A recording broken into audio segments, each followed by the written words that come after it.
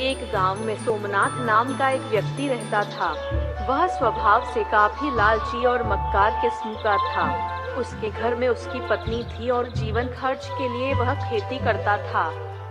वह अपनी फसलों को हमेशा ऊंचे दामों पर बेचता था, जिससे उन्हें काफी मुनाफा होता था। फसल पक जाने के बाद उसे घर लाकर रख देता था और जब सभी किसानों का अनाज बाजार में बिक जाता था, उसके बाद वह अपना अनाज बाजार में लेकर बेचने जाता था, जिससे ग्राहक मुंह मांगे दाम पर उसका अनाज खरीदते थे।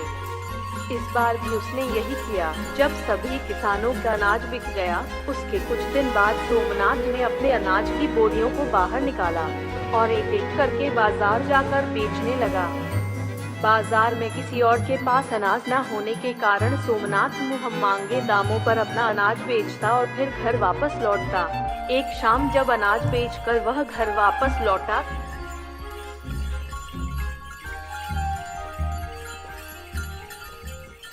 तो उसकी पत्नी ने उससे कहा, क्यों जी, सुना है आप अपनी फसल को बहुत ऊंचे दामों पर बेच रहे हो। इससे खरीदने वाले को काफी नुकसान होता होगा ना? क्या बकवास कर रही हो? फसलें होती ही इसलिए है। अगर किसान अपना फायदा नहीं सोचेगा तो भूखा मर जाएगा। लेकिन इतने ऊंचे दामों पर फसल खरीदने वाले को कितना नुकसान होता होगा?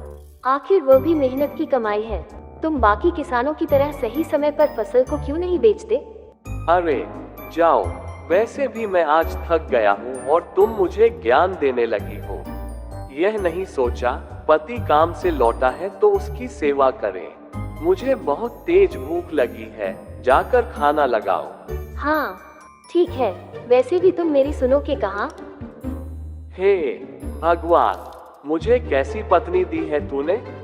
पति का साथ देने के बजाय मुझे ही ज्ञान देने बैठ जाती है। कुछ दिनों ऐसे ही चलता रहता है और सोमनाथ अपनी फसल से काफी अच्छा दाम कमा लेता है। सोमनाथ के घर के पास ही एक बूढ़ी औरत रहती थी। उसका एक बेटा था जो बाहर विदेश में नौकरी कर रहा था, इसलिए घर पर वह केवल अकेली ही थी। जीवन का गुजारा करने के लिए अपने ही खेत में बीज बोती, फसल की देखभाल करती और पक जाने पर उसे काटकर बाजार बेचने चली जाती। एक दिन बुढ़िया अनाज की बोरियां भर रही थी ताकि वह उन्हें बाजार जाकर बेच सके, लेकिन तभी सोमनाथ की नजर बुढ़िया के अनाज पर पड़ती है और वह सोचता है, अगर मैं इस बुढ़िया को पटा लूं तो इसके अनाज से भी मैं बहुत सारा धन कमा पाऊंगा।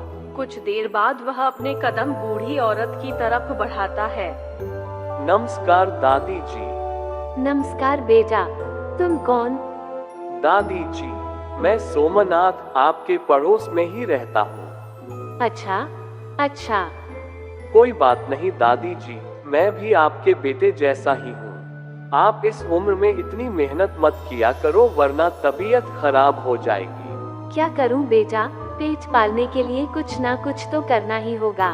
एक काम करिए दादी, आप इस अनाज को अपने घर पर रखिए, मैं एक एक बोरी करके इसे बाजार जाकर बेच आऊंगा और बदले में जो धन मिलेगा वह मैं आपको दे दूंगा।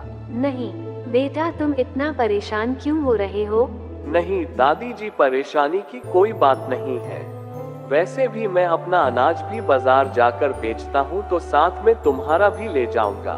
अच्छा ठीक है, भगवान तुम्हारा भला करे। तो दादी जी, मैं सुबह आकर अनाज की बोरी लेकर जाता हूँ। ठीक है बेटा। अगली सुबह सोमनाथ फिर से दादी जी के पास जाता है और उनसे अनाज की बोरियां ले लेता है। अनाज की बोरियों को बैलगाड़ी में रखकर वह बाजार की ओर निकल जाता है। बाजार पहुंचकर वह अनाज बेचना शुरू करता है।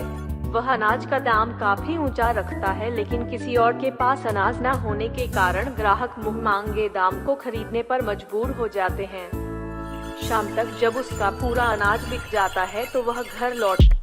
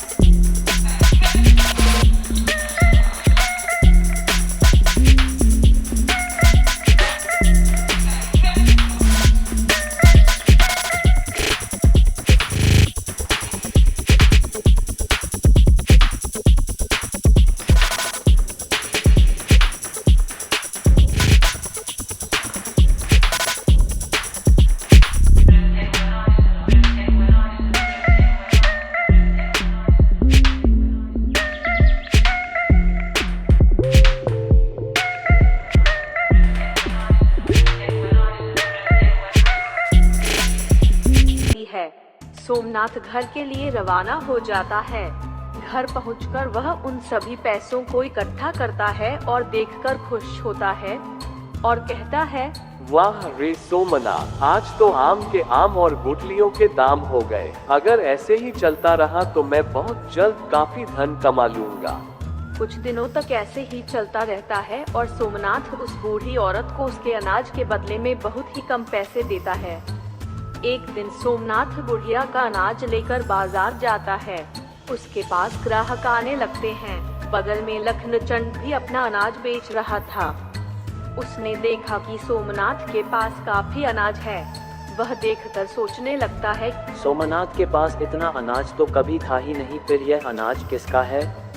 तभी लखनचंद का दोस्त कहता है, अरे भाई, तुम्हें पता नहीं है, सोमनाथ ने अपने पड़ोसी बुढ़िया दादी को अपने चंगुल में फंसा लिया है और उन्हीं का अनाज बाजार में बेचता है। यह सुनकर लखनचंद कहता है, सोमनाथ बहुत ही लालची और धोखेबाज इंसान है। वह जरूर दादी को बदले में बहुत ही कम पैसे देता होगा और बाकी बचे पैसे खुद ही रख लेता होगा। अगली सुबह लखनचंद दादी के पास जाता है और कहता है, नमस्ते दादी जी, मेरा नाम लखनचंद है।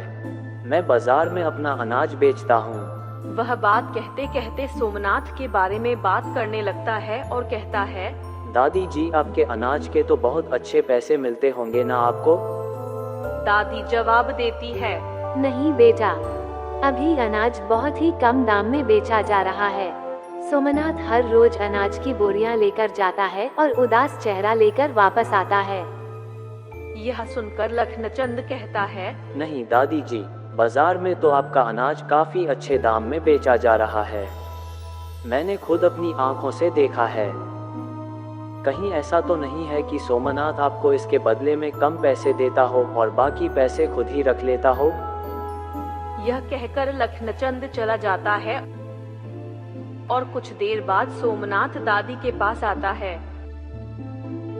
लो दादी, खूब कोशिश करने के बाद बस इतने ही पैसे मिले हैं। क्या हुआ बेटा, क्या आज भी अनाज अच्छे दामों में नहीं बिका? कहा दादी, बहुत प्रयास किया लेकिन कुछ ठीक नहीं हुआ। लेकिन बेटा, लखनचंद मेरे पास आया था। वो कह रहा था कि आज तो अनाज काफी अच्छे दामों में बेचा है। नहीं दादी, लखनचंद झूठ बोल